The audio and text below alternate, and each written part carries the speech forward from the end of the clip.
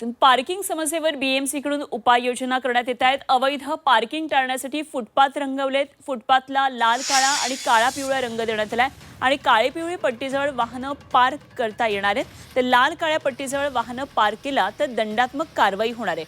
मुंबईमध्ये सर्रासपणे कुठेही वाहन पार्किंग केली जातात आणि यावर उपाययोजना म्हणून पार्किंग आणि नो पार्किंग ओळखण्यासाठी लाल आणि काळ्या रंगाचे फुटपाथ करण्यात आलेले आहेत आणि त्यामुळे जर लाल काळ्या रंगाची पट्टी असलेल्या भागामध्ये वाहनं पार्क केली तर मोठी दंडात्मक कारवाई होऊ शकते।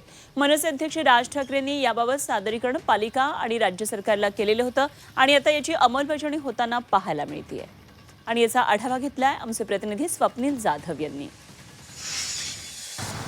मुंबईमध्ये वाहनांची संख्या दिवसेंदिवस वाढत आणि यामुळेच वाहतूक कोंडी मोठ्या प्रमाणात होते आणि याला कुठेतरी कारण ठरत आहे ते म्हणजे अवैध पार्किंग।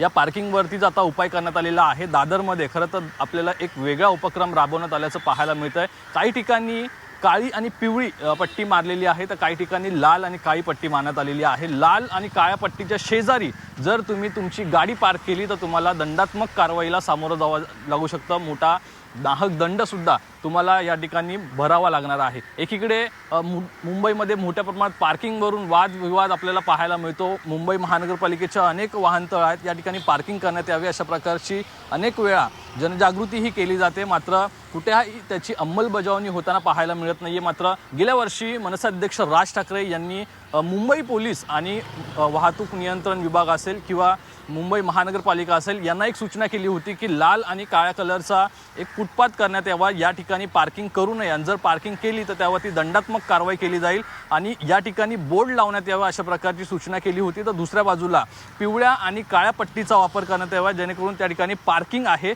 असं लोकांना कळेल आणि आणखी एक पट्टी व्हाईट आणि काळी जी म्हणजे सफेद आणि काळी पट्टी आहे त्या ठिकाणी सुद्धा पार्किंग करू नये अशा प्रकारच्या सूचना दिल्या होत्या। काही एक नवीन धोरण सांगितलं होतं, या धोरणाचा कुठेतरी आता अवलंब केला जातो असं अनेक ठिकाणी पाहायला मिळतंय। मुंबईतील अनेक भागामध्ये खास करून दादरमध्ये अशा प्रकारच्या पट्ट्या या मानण्यात आलेल्या आहे। नवीन अंमलबजावणी करण्यात आलेली आहे, त्यामुळे याचा किती फायदा हा आगामी दिवसात होतो हे पाहणं महत्त्वाचं आणि याची जनजागृती ही वाहतूक जी होते आणि वाहनधारक आहेत त्यांच्यामध्ये होते का हे पाहणं महत्त्वाचं आहे। कॅमेरा पर्सन प्रमोद गरुडसह स्वप्नील जाधव, जी 24 तास, मुंबई।